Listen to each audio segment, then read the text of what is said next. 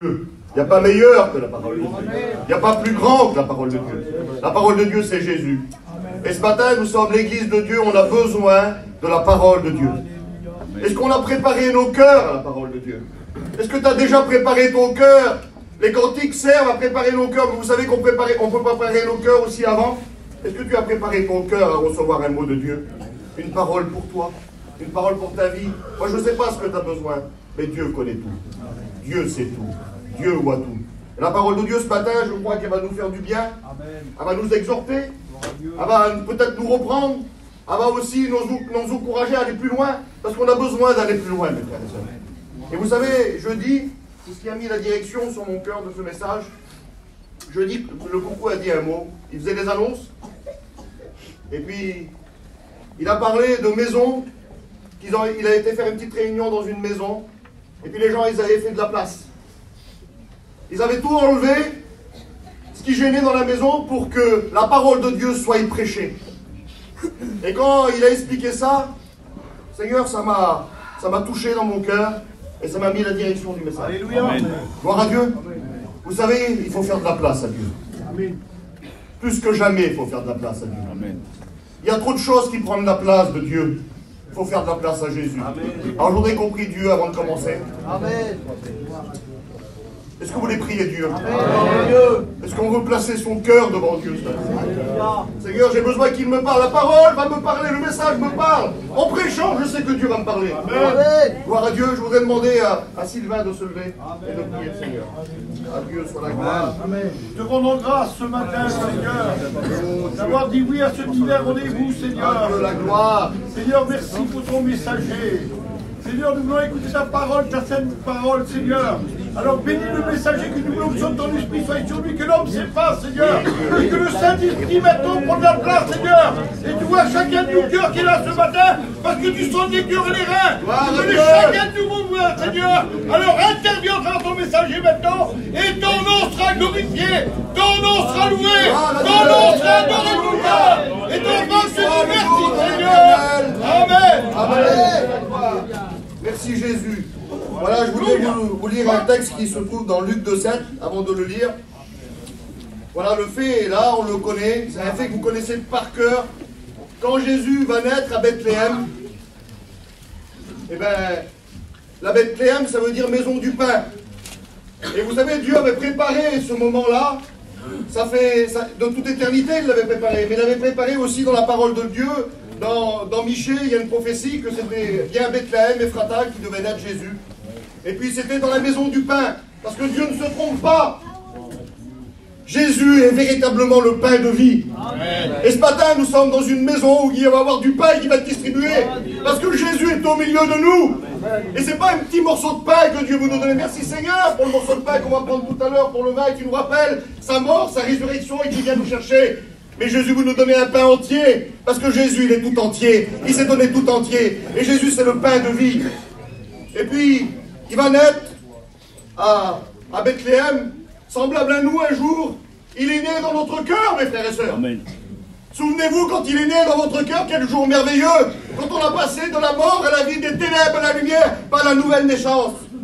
Mais le texte nous dit ça. Alors, je vais vous le lire. Luc 2,7.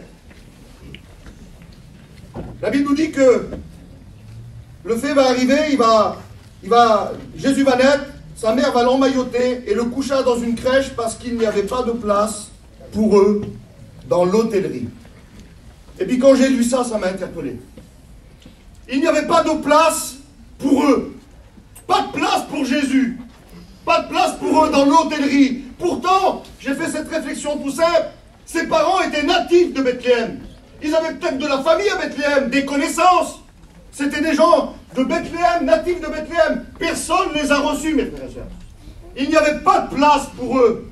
Pas de place pour Jésus. Pourtant, c'était leur ville. Il n'y avait pas de place pour eux. Et puis, ils l'ont reçu, Seigneur, dans une crèche, un mangeoire. L'hôtellerie n'a pas pu le recevoir. Et puis, quand j'ai lu ça, ça m'a interpellé un petit peu et j'ai pensé, Seigneur, à l'hôtellerie. On le voit parler dans la parole de Dieu, l'hôtellerie, quand on voit Jésus qui parle de l'hôtellerie, passer un moment, c'est quand il prend le moribond qui est à moitié mort sur le bord de la route, là, qu'il l'emmène à l'hôtellerie, et il paye pour prendre soin de lui. Normalement, à l'hôtellerie, on y va pour se reposer, pour prendre des soins. Il y a des soins à l'hôtellerie. Mais pour Jésus, c'était pas comme ça, mes frères et sœurs. Pour Jésus, aucune place à l'hôtellerie. Il l'a reçu dans une crèche, dans un mangeoire, la Bible nous dit. Dans un mangeoire. Et puis j'ai pensé à ça. Et je vais vous lire un texte qui est merveilleux. Amen. Parce que l'hôtellerie, représente Israël qui n'a pas reçu Jésus. Mais la parole nous dit ça. Dans Jean 1, au verset 11 à 12, la parole est venue chez les siens. Amen. Et les siens ne l'ont pas reçu. Mais à tous ceux qui l'ont reçu, à ceux qui croient en son nom, elle a donné le pouvoir de devenir enfants de Dieu. Gloire à Dieu. Si les Juifs ne l'ont pas reçu, ils ne l'ont pas reçu, ils l'ont refusé. Ils n'avaient pas de place pour lui. Nous l'avons reçu. Le petit gitan derrière l'arrière, on l'a reçu, nous. Seigneur, quel bonheur. Il est rentré dans notre cœur. Seigneur, souvenez-vous de ça, que nous l'avons reçu. Et je pensais à ça tout simplement. Dans une crèche, il n'y a pas grand-chose, mes frères. Dans une crèche, c'est pas très confortable. Dans une crèche, il n'y a pas de lit. Dans une crèche, c'est du paille, de la paille ou du foin. C'est pas terrible, une crèche. Ça sent pas terrible, une crèche. Il y a aussi des animaux, il y a des bêtes, il y a toutes sortes de choses. C'était un mangeoire, c'était un endroit que les bêtes venaient manger. C'est pas confortable. C'est pas tellement propre, excusez-moi, mais c'est pas tellement propre une crèche. C'est pas un hôpital 5 étoiles, c'est pas l'hôpital à Monaco. Hein. Dans une crèche, il n'y a pas de médecin, il n'y a pas d'infirmier. Pas de soins particuliers. Vous savez, il y a autour d'une crèche, et puis on le voit dans la parole de Dieu. Pas loin, il y avait des bergers. Et vous voudrez dire gloire à Dieu pour les bergers. Et je mets dedans aussi. Je voudrais que tous les bergers se lèvent. Levez-vous les frères. Et vous pouvez dire merci à Dieu pour les bergers que Dieu a établis sur le troupeau. Il y a des bergers. Et dans toutes les régions, il y a des bergers. Gloire à Dieu. Amen. Pas de soins particuliers dans une crèche. Rien de terrible. Et puis, j'ai fait un constat et j'ai réalisé, le Seigneur me faisait rappeler dans mon cœur par le Saint-Esprit. J'ai pensé à ma vie, mes frères et sœurs. Et je voudrais qu'on réalise, qu'on n'oublie pas d'où Dieu nous a sortis. J'ai pensé à ma vie. Moi aussi, c'était pas terrible, mes frères et sœurs. Je ne sais pas pour toi, Larry. Mais ma vie, moi, c'était pas terrible. Ah, peut-être un beau visage, peut-être que tout allait bien. Mais dans le cœur, beaucoup de péché. Beaucoup de tristesse. Excusez-moi de vous dire ça, ça sentait pas terrible, le péché chez nous. Dans mon cœur, c'était pas terrible. Dans ma vie, c'était pas terrible. C'était un peu semblable à cette petite crèche-là. Il n'y avait rien. Rien, mais Jésus, il ne s'est plus à venir dans mon cœur. Amen. Il est venu d'être dans mon cœur, mes frères et sœurs. Et je dis merci à l'agneau de Dieu qui ôte le péché du monde. Amen. Nous donne s'il est venu dans notre cœur. Amen. Seigneur, il nous a lavé, il nous a purifié par le sang de Jésus-Christ. Seigneur, par sa parole, il est venu. On n'était pas terrible, mes frères et sœurs. Souvenez-vous, n'oubliez pas. Et je voudrais vous dire ce texte dans Éphésiens 2:12 pour faire un rappel. Souvenez-vous que vous étiez en ce temps-là sans Christ, étrangers aux promesses, aucune promesse pour nous, sans espérance et sans Dieu dans le monde. Nous étions, excusez-moi de vous dire ça, des vagabonds. Personne ne nous dirigeait. Aujourd'hui, c'est Jésus le bon berger qui vous dirige. Amen. Nous qui étions morts par nos offenses, perdus pour l'éternité, nous avons rendu vivants avec Christ. C'est par grâce que vous êtes sauvés. N'oublions jamais la grâce, n'oublions jamais la croix, n'oublions jamais le sacrifice, n'oublions jamais qu'il est ressuscité, n'oublions jamais que c'est pour toi qu'il l'a fait, que c'est pour moi, n'oublions jamais qu'il est venu naître dans notre cœur. Seigneur, quel bonheur d'avoir passé par la nouvelle naissance. Et puis, quand on regardait un peu ça, je regardais un petit peu ça, là, j'ai pensé au propriétaire de la mangeoire de la crèche. Là. Je me suis dit, quand Jésus est né, il n'est pas arrivé seul. Il y avait sa mère, il y avait Joseph, il y avait sûrement une monture. Ils sont venus un peu, ils ont fait de la route pour arriver. Il a peut-être fallu qu'il fasse un petit peu de place, je me dis. Peut-être qu'il a fallu qu'il fasse un petit peu de place. Et puis, ce matin, il faudrait faire un peu de place à Jésus. Et puis je me suis rappelé ce que disait la coucou. Quel côté quand un foyer fait de la place pour Dieu, quand un cœur fait de la place pour Dieu, où est la place de Dieu dans ta vie, mon ami?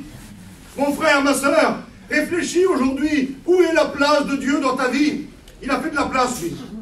Parce que Jésus est grandi, mes frères et sœurs. Jésus, il ne reste pas le petit bébé dans la crèche, il grandit. Au bout de quelques temps, Il y a des mages qui vont venir de l'Orient, la Bible dit. Ils vont faire un long parcours, ils vont suivre l'étoile, poussés par le Saint-Esprit. Et quand ils vont arriver, ils vont venir adorer Jésus. Il serait bien d'adorer Jésus ce matin, mes frères et sœurs.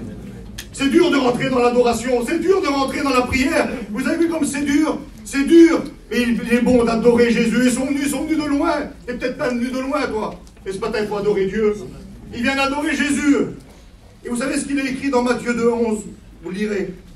Ils entrèrent dans la maison. Alors je ne sais pas ce qui s'est passé, moi.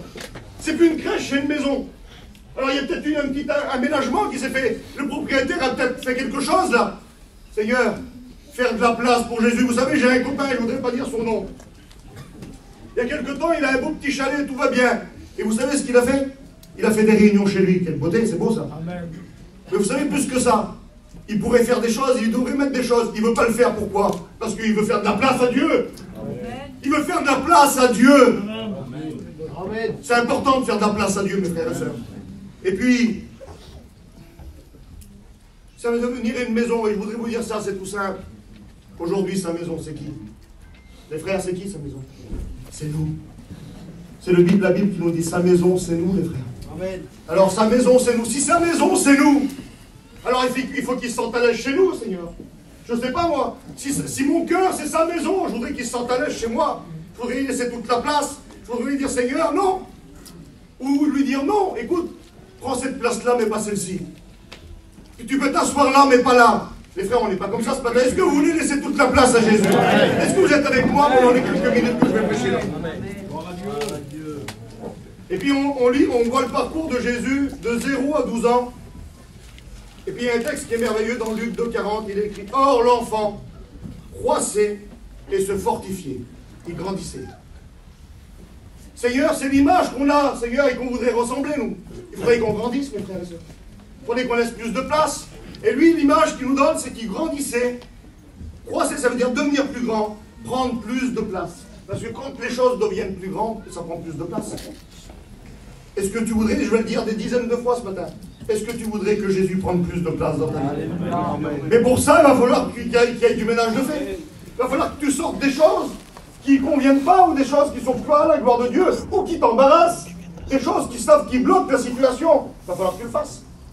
Et lui, il grandissait, Seigneur, quel exemple. Or l'enfant croissait, se fortifiait. Et on voit un petit peu plus loin, à 12 ans, jusqu'à la croix, ça n'a pas cessé, hein. Jusqu'à la mort de la croix, la Bible nous dit, il croissait en sagesse, en stature et en grâce devant Dieu et devant les hommes. Devant Dieu et devant les hommes. Merci Seigneur. On grandit, on fait de la place pour Dieu, on est devant Dieu, mais aussi devant les hommes. Vous savez, il y en a, j'ai écouté ça dernièrement. Moi, je m'en fous des hommes. Moi, je m'en fous des femmes, de ce qu'ils pensent. Tu te trompes, mon frère. Tu te trompes, ma soeur, excuse-moi. Bien sûr que la priorité, c'est Dieu. On est approuvé de Dieu. Bien sûr que c'est ça. Mais quand on est approuvé de Dieu, on doit être approuvé des hommes aussi. Bien sûr qu'il y a des hommes et des femmes qui nous font la guerre. Et c'est ceux qui ne connaissent pas Christ. Mais normalement, quand ils rencontrent Christ, ils tombent sur leur face et ils disent c'est lui qui avait raison. Ça, c'est la Bible. Vous comprenez ça? Même qui nous maltraitent, même qui nous maudissent en face. Mais quand ils s'approchent de Dieu, ils voient que c'est nous qui avons raison. Et que ça ne soit pas par notre témoignage qu'on les éloigne de Dieu, vous comprenez? Qu'on fasse toute la place à Dieu. Les autres, ça m'intéresse, mes frères. Mon frère, ça m'intéresse, moi. Tu m'intéresses, Église de Dieu. Celui qui ne connaît pas Dieu, il m'intéresse. Le rétrograde, il m'intéresse. Suis-je le gardien de mon frère? Oui. Alors c'est pour ça que je suis responsable. Je ne peux pas dire que c'est juste devant Dieu. Il y a aussi les hommes. Ça m'intéresse. Je veux avoir un bon témoignage. Je veux apporter quelque chose à quelqu'un, mes frères. Vous voulez pas apporter quelque chose à quelqu'un? Les sœurs, c'est pas important, ça? Alléluia. Alors ne dites pas. Je ne sais pas s'il y en a ici dans l'assemblée qui disent ça. Moi, je fais comme je veux les autres. Je m'en fous. De toute façon, l'autre, il le fait là-bas. Ne parlez pas comme ça. C'est pas bien de parler. Excusez-moi de vous dire ça. Ne parlez pas comme ça. Placez-vous devant Dieu. Faites de la place à Dieu. Et vous savez, je rentre tout doucement dans le message. Jean le Baptiste avait compris quelque chose. Jean le Baptiste, lui, il était dans le désert. Il mangeait des sauterelles et du miel. C'était pas terrible. Mais les gens, ils étaient attirés par lui. Ils aimaient passer un petit moment dans sa présence. Pourtant, il n'avait rien. Il n'avait pas un château, il n'avait rien du tout, non. Une ceinture de cuir, un vêtement de chameau, pas grand-chose. Mais par contre, quelle présence qui dégageait. Et puis la Bible nous dit ça. Lui va comprendre quelque chose. Vous lisez ça dans l'évangile de Jean.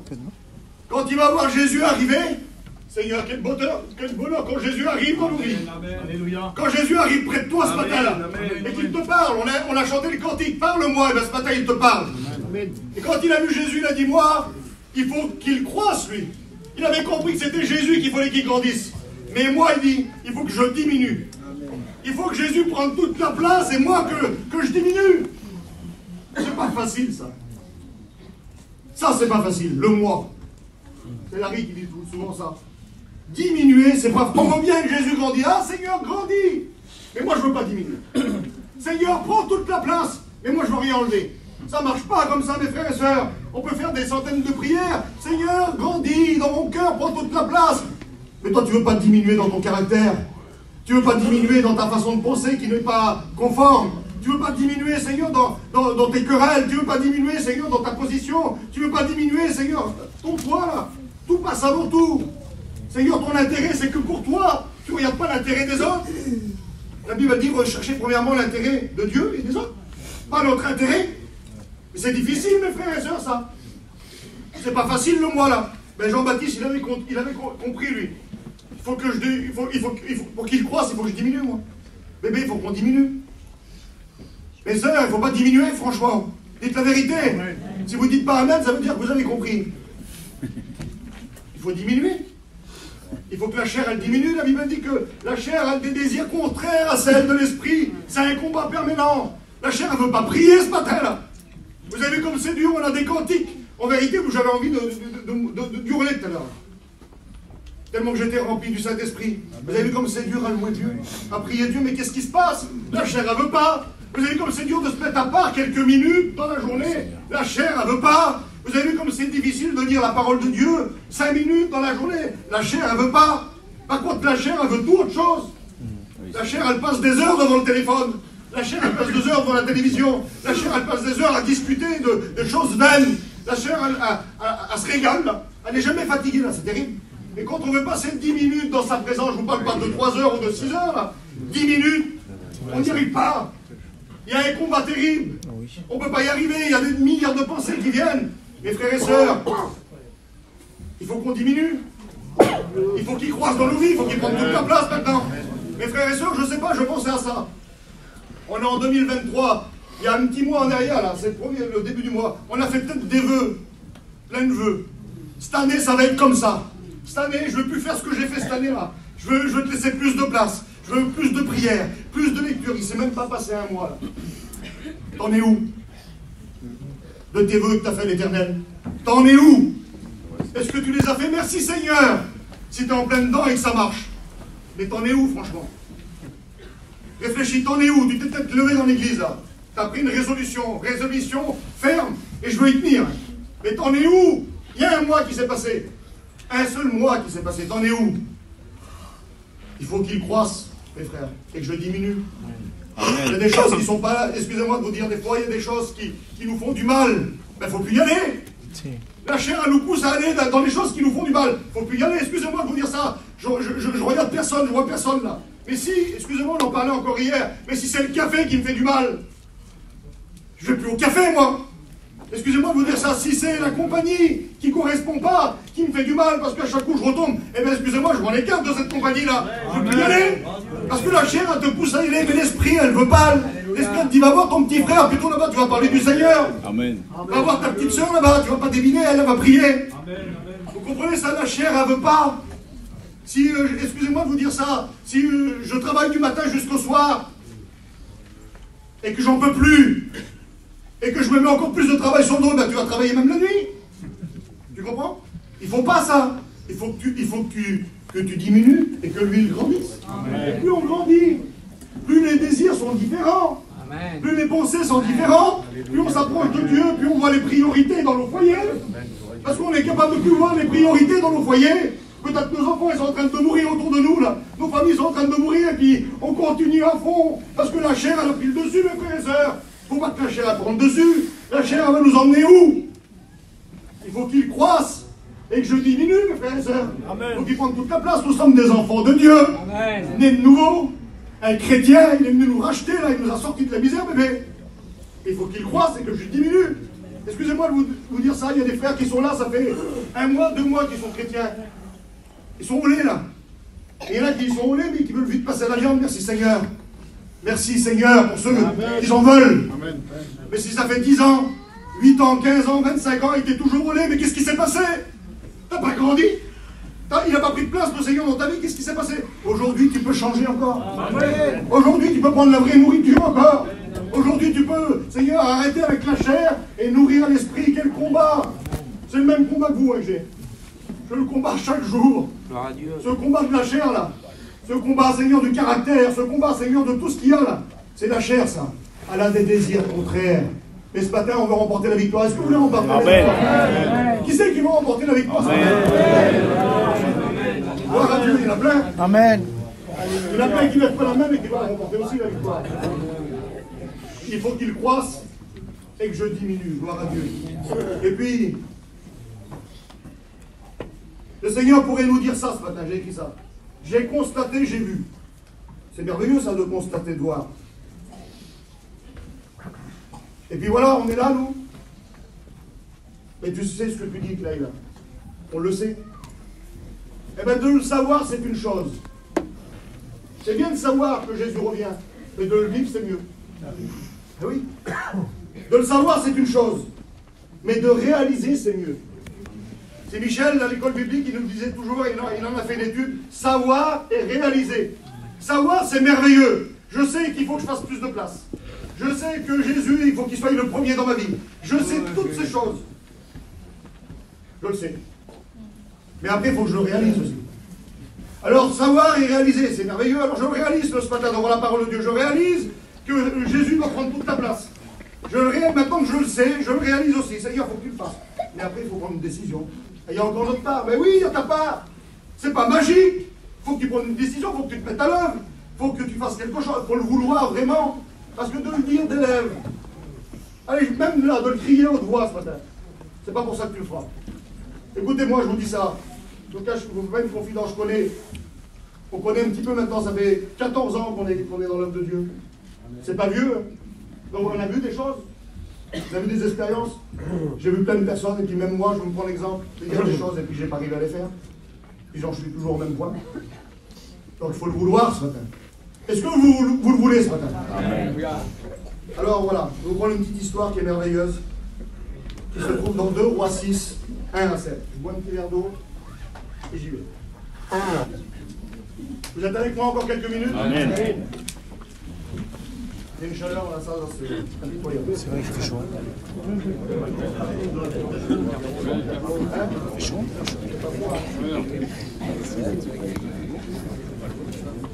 Adieu soit la gloire.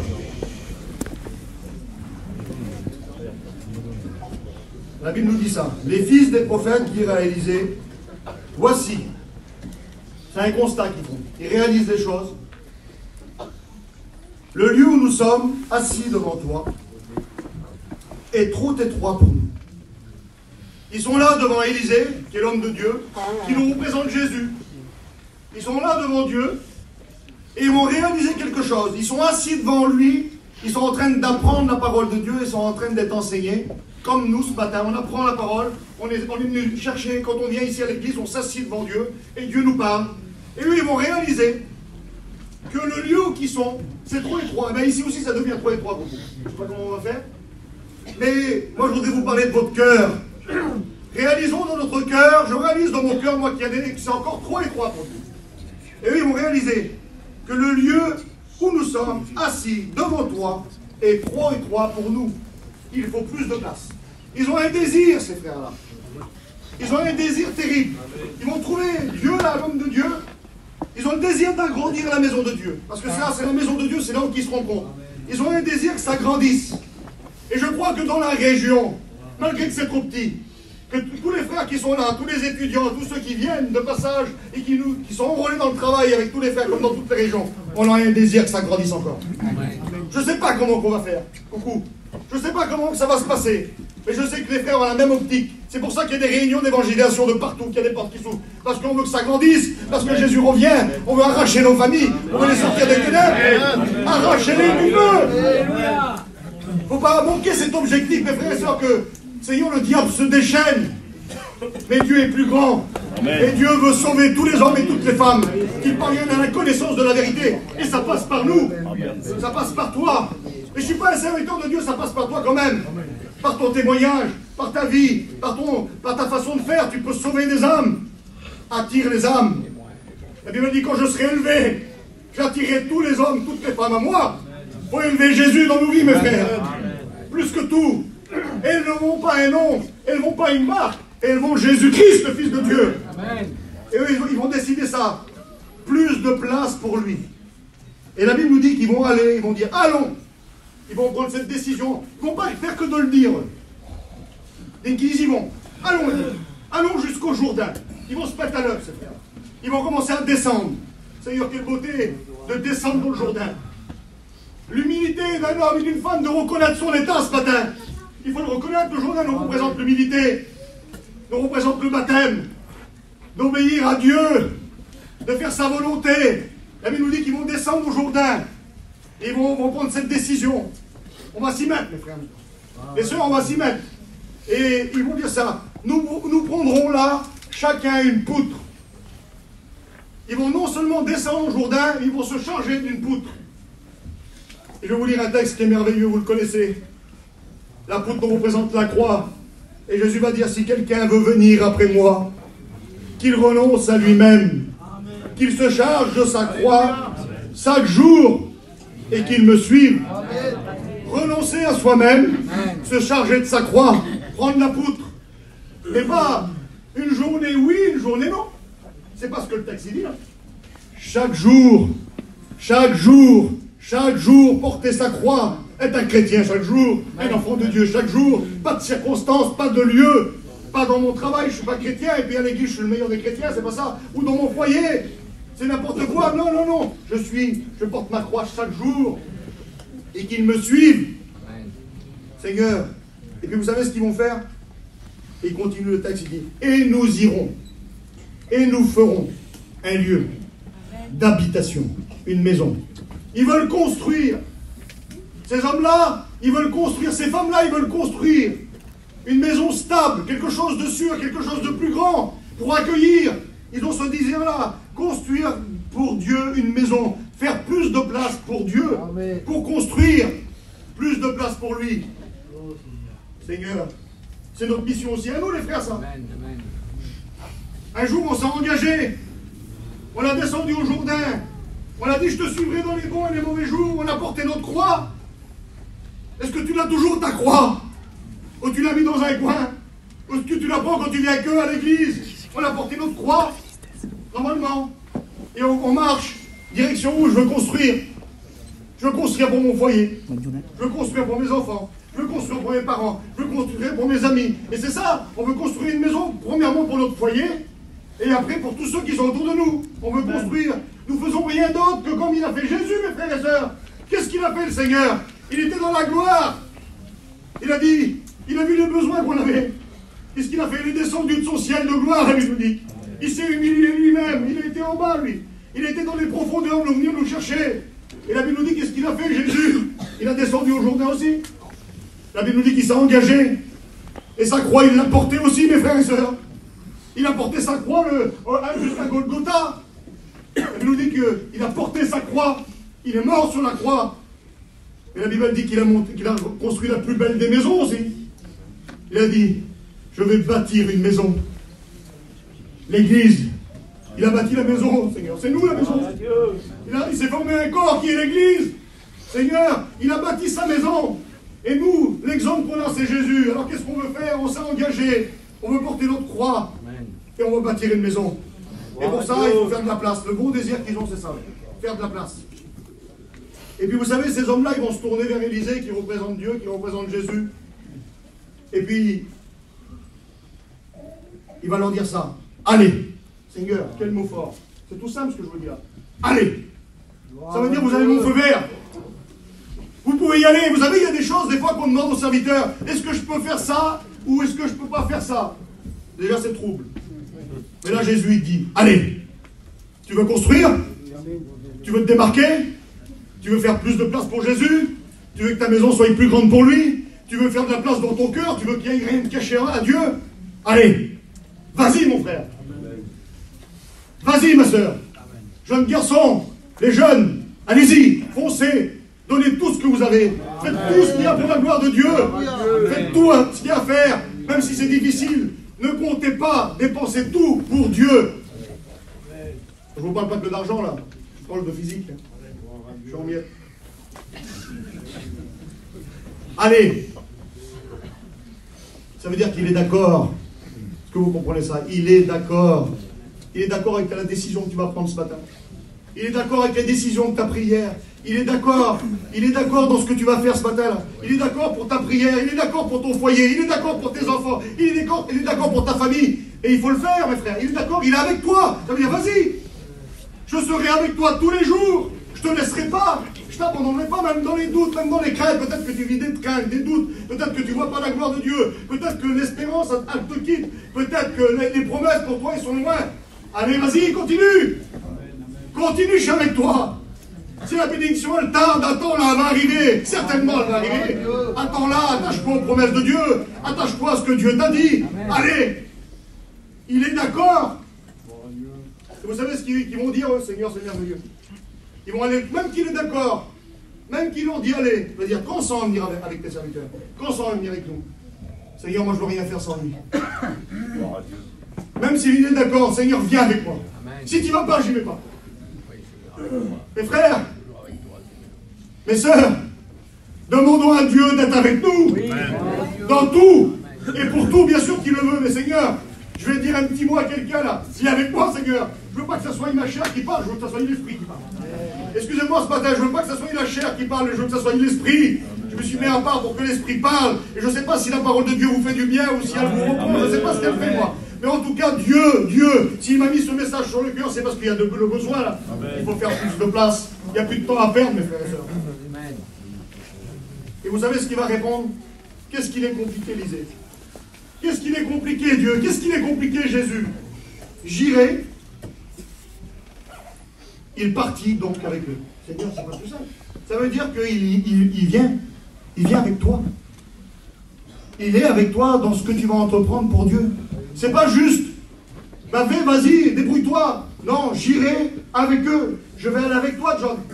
Je vais construire avec toi. Je vais t'aider. Quand tu seras fatigué, c'est moi qui te portera. Quand tu pleureras le soir, parce que tu auras des doutes, des craintes, c'est moi qui viendrai respirer tes larmes. C'est moi qui viendrai te réconforter. Quand tu auras des combats dans ton foyer, dans ta famille, qu'il y aura de l'incompréhension, tu auras des armes pour combattre le bon combat de la foi, tu auras le bouclier de la foi et tu auras l'épée de l'esprit pour arrêter tous les traits enflammés du malin. Je vais t'aider, je vais t'équiper. Et Dieu a équipé son Église. Amen. Dieu nous a équipés, il nous a remplis du Saint-Esprit. Combien de baptêmes du Saint-Esprit, combien de dons de prophétie? Et puis il n'y a pas que ça. L'Esprit qui est en nous est beaucoup plus fort que l'Esprit du monde. Il nous a équipés. Et je veux faire plus de place à Dieu. Malgré qu'il m'a tout donné, j'en veux encore plus, excusez-moi de vous dire ça. J'en veux encore plus, et c'est pas de la prétention. Moi je suis un jeune, je vois les anciens qui là, tous les anciens. Je veux pas m'arrêter là, mes frères. C'est bon, voyez, ça fait 3 ans, 5 ans que tu prêches. C'est bon, j'en ai assez fait. Mais non, les frères, on démarre, nous. On démarre. J'ai faim. Mais pas pour me glorifier à moi, pour glorifier Jésus. Pour apporter à Dieu. C'est mon salaire, c'est notre salaire. Seigneur, je veux travailler de tout mon cœur pour lui. Je veux lui laisser toute la place, malgré les difficultés, malgré que c'est pas facile, malgré qu'on a des foyers, qu'on a des enfants, malgré qu'il y a la vie qui est là.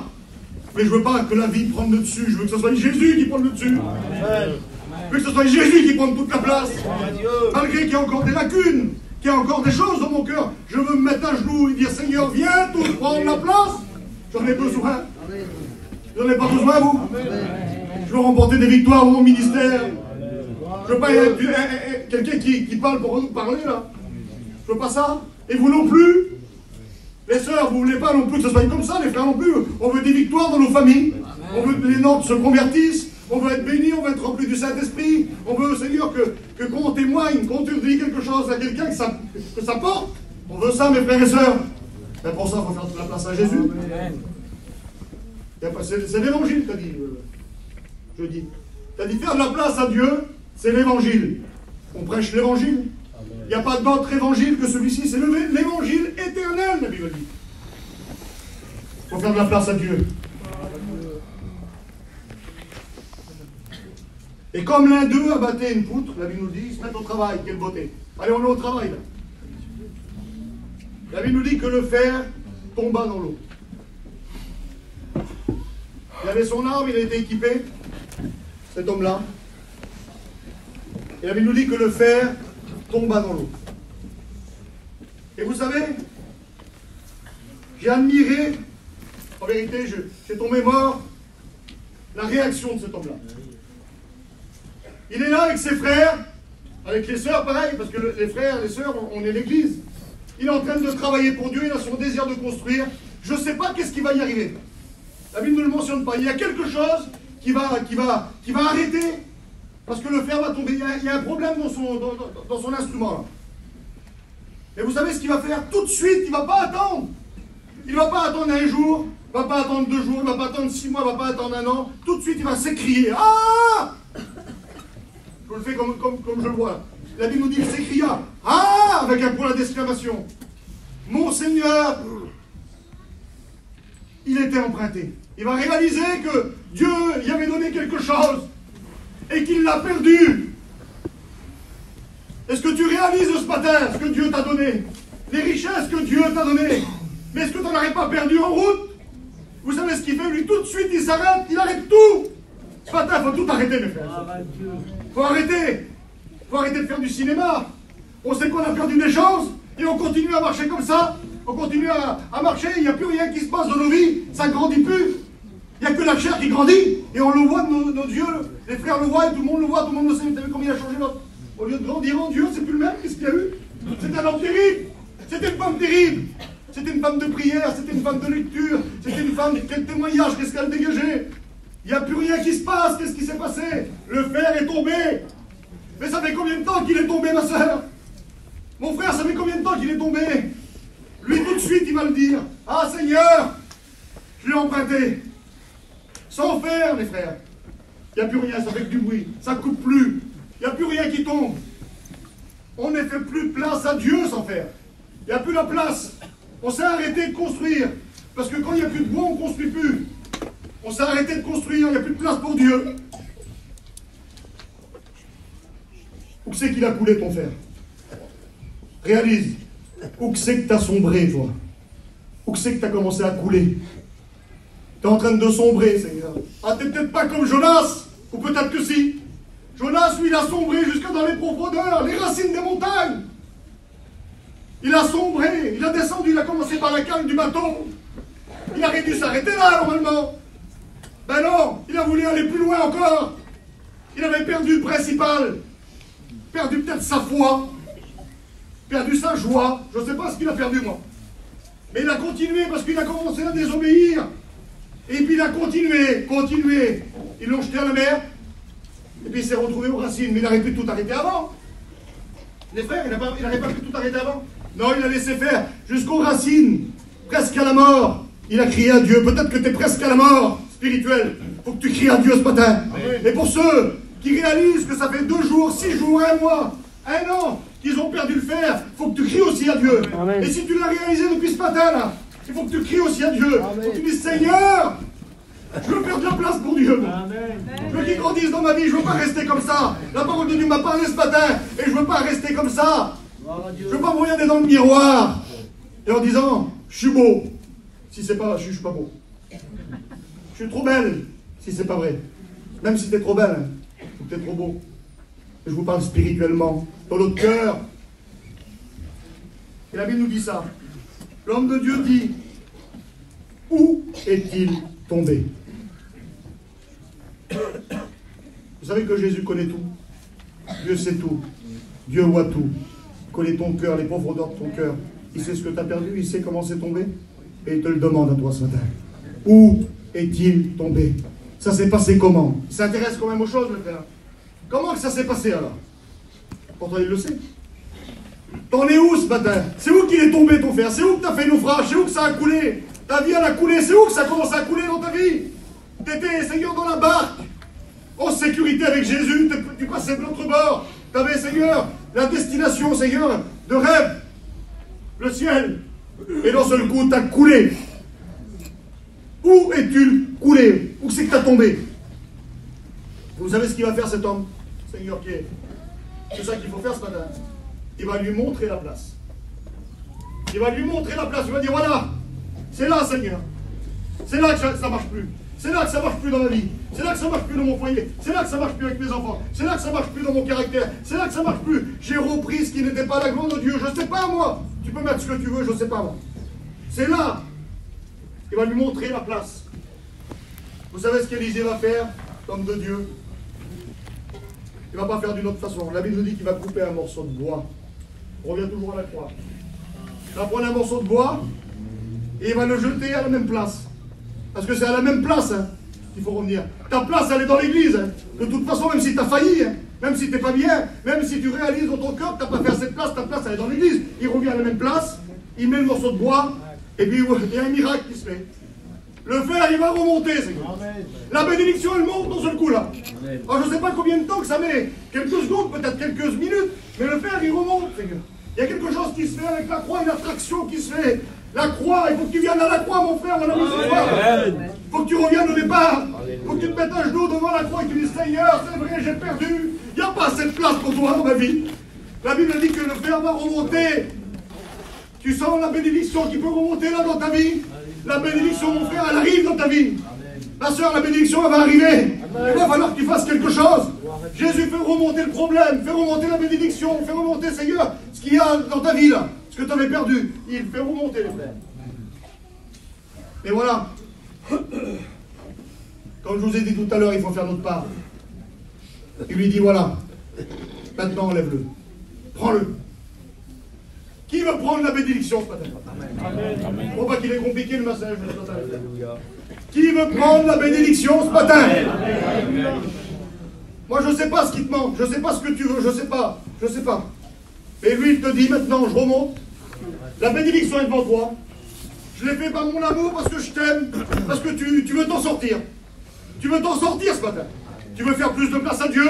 Tu veux que ça marche. Tu veux combattre le bon combat de la foi, tu veux que la chair elle diminue, tu veux que ta famille elle se convertisse, tu veux que tes enfants se convertissent, tu veux que tes parents se convertissent, tu veux aller au ciel avec toute ta famille, tu veux toutes ces choses, tu veux que la promesse elle soit dans ton cœur, tu veux que l'espérance elle ne te trompe pas, tu veux tout ça, c'est vrai, c'est bon et c'est vrai, et Dieu va le faire. Amen. Et maintenant il faut que tu le fasses toi. Enlève-le. Prends la bénédiction ce matin. Prends-la la bénédiction, ramasse-la la bénédiction. Et la Bible nous dit qu'il va avancer sa main, c'est tout simple. Et il le prie. Amen. Il avança sa main. Amen. Et il le prie. Alléluia. Alors moi je vais arrêter là. Et j'ai prêché quelques minutes. 30 minutes peut-être, 35 minutes. Qui veut prendre la bénédiction ce matin? Amen. Seigneur, il y a plein de choses qui ont été dites. Et je voudrais qu'on prie Dieu. J'ai encore un petit texte ou deux à vous citer, mais je vous les citerai après. Qui veut prendre la bénédiction ce matin? Amen. Qui réalise dans son cœur, c'est vrai, Seigneur, il n'y a pas cette place. C'est vrai, Seigneur, tout ce que tu m'as donné, tu m'as enrichi, mais j'ai perdu en route. Et je réalise que j'ai perdu ce matin devant ta parole. Je réalise que j'ai plus le coupant. Je réalise que je ne construis plus comme je devais construire. Je réalise que peut-être que c'est que ma vie qui construit, mais ma vie spirituelle, elle est détruite. Je réalise toutes ces choses et ce matin, je ne veux pas, moi. Je réalise que je ne prie plus, je ne lis plus, je réalise toutes ces choses-là. Je réalise que ma chair elle a pris le dessus. Alors qu'est-ce que je veux faire? Ben, je veux prendre. Je veux prendre, puisque Jésus, tu fais remonter la bénédiction devant moi, je veux la saisir ce matin. Je veux la prendre, la bénédiction ce matin. Alors je voudrais faire ça, c'est tout simple, tout simple, tout simple. Ça ne va pas être compliqué, je voudrais que les frères et sœurs prient le Seigneur. Et je voudrais que celui qui a compris, qui a besoin, qui se lève à sa place. Amen. Qui prend une décision ce matin. Gloire à Dieu, le Seigneur nous va.